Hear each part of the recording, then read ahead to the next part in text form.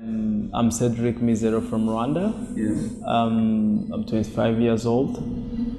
I grew up in a village in south of Rwanda. I'm an artist, fashion designer. I use fashion to capture people's attention and then tell them something. All my work is all about all the work that I do. It's all about to invite people in my world, and then just we could share something, and then I will tell them different stories. For now, for international showcase, I was presenting a project that I called "Dreaming My Memory." I just wanted to be able to bring people, and then through my memory, from what I remember in my memory, that I could tell them messages, or like giving them what I've seen or what I've experienced, that I can teach people through culture, or I can be the voice of other people through culture.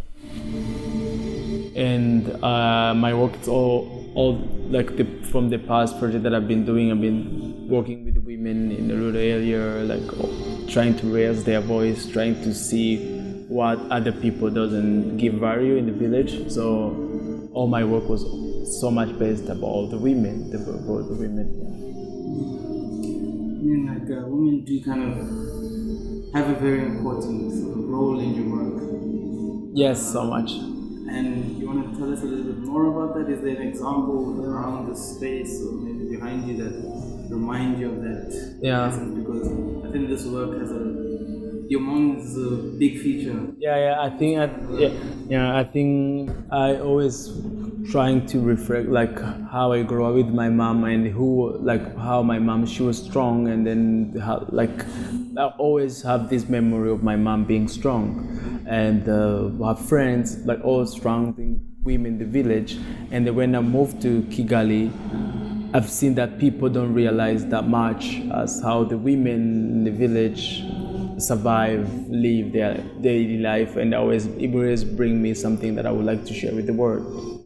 And from as you asked, in my work here, I have some examples like the chickens. The chickens was presenting a family, and in the family were 12, and my mom, she could always take care of us.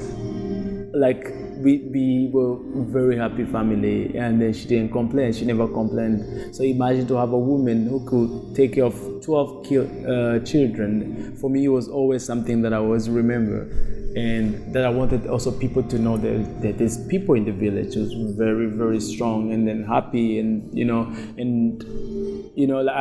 I never liked the image of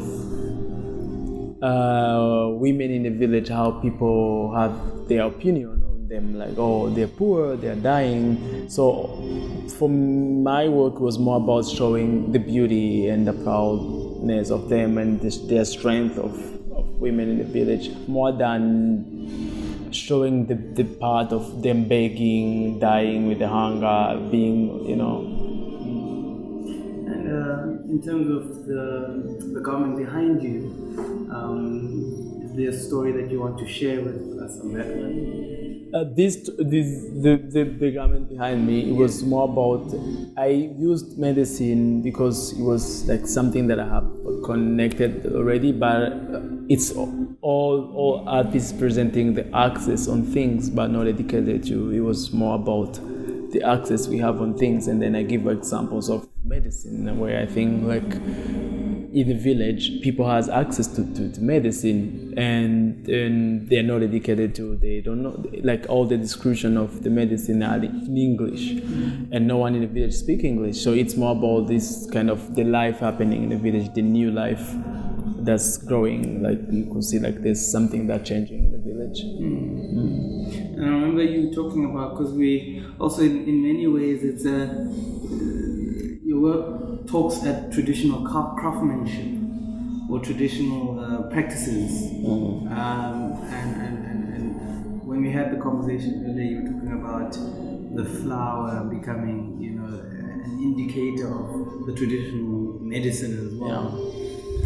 Is that something that you thought about incorporating? So the flowers was presenting a new life in the village, and because I wanted to talk about how we used to cure ourselves. We used to use like traditional medicine now for ourselves. Like flu, it was not a disease, and now everything that you have to use medicine. You have to use, and then people take it by colors, by and I've seen like changing. Instead of flowers growing as life, we used to be, and it's growing as like.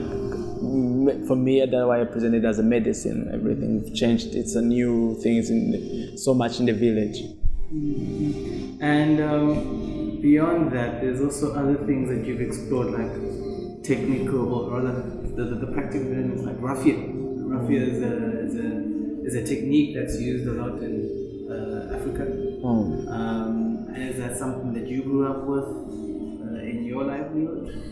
Yeah, I think I grew up seeing women doing things, making baskets. It was like a normal daily work. But I enjoyed the process. I enjoyed the community together. These women sitting together, everyone doing exactly the same thing. For me, it always reminds me how their knowledge and also how these can bring people together.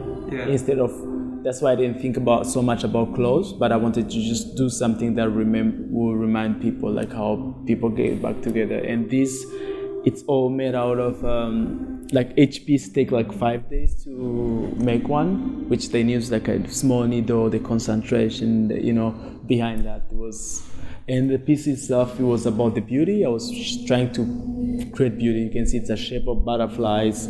It was more about the image of a beauty in the village. And also the whole idea here was about like to bring these women who's doing something. So they also were playing a part in creating the elements in your installation, like the chickens and so forth. Yeah.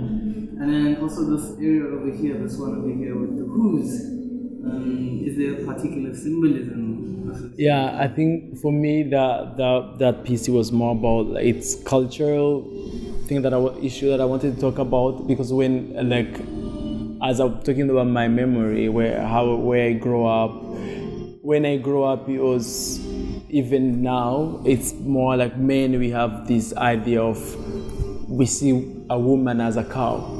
Because when you have a cow, you can have a woman, and for me, I don't see woman as a cow. It was this visual of me seeing someone as a cow. I was like, wow, when you see me, you see a cow. That's why I do the fusion of a woman and a cow. And then that piece talking about the revolutionary, and then she's sitting on drum. And in my culture, drums is used only when it's happiness, it's like something beautiful. Drums, they do it when they're celebrating things. But in my culture, drums are not women are not allowed to do drums.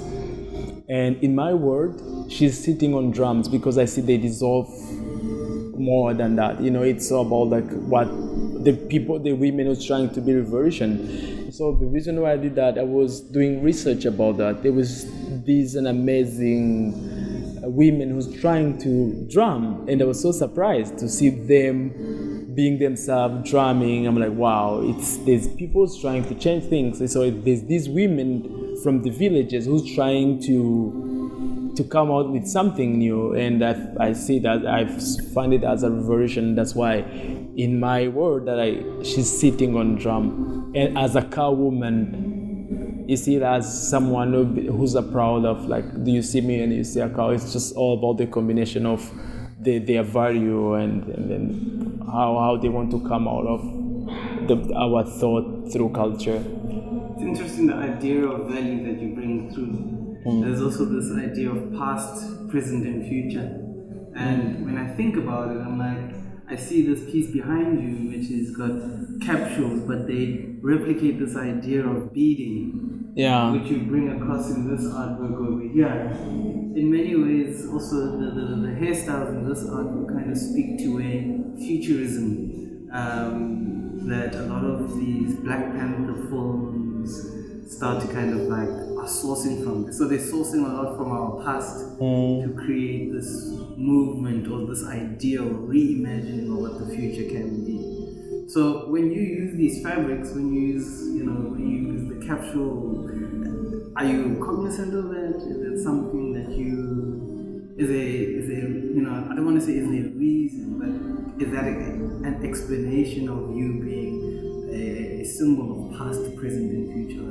I think the past was very important for me. Like when I brought this hair, I just want to see if someone come in a room and she know about Rwanda, that they would know that I'm talking about women, because the hair, the style that I did, it was only for women. It was more about like abstract message that I want to give, that I'm talking about women. And then so the past of like this culture, and then for me it was more about like the look of women, how they used to to dress up. It was more about the beauty, because everything I was playing the beauty. And this piece itself, it was, I was talking about the unity together.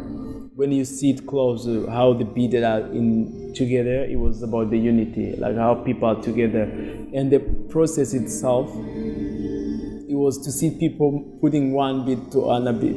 It was an amazing like unity. And also, after the story that happened to Rwanda, how people are sitting together and then making incredible things, without like choosing or selecting who you are. Just this, how people are getting unite together, like creating something. That piece was more about the unite.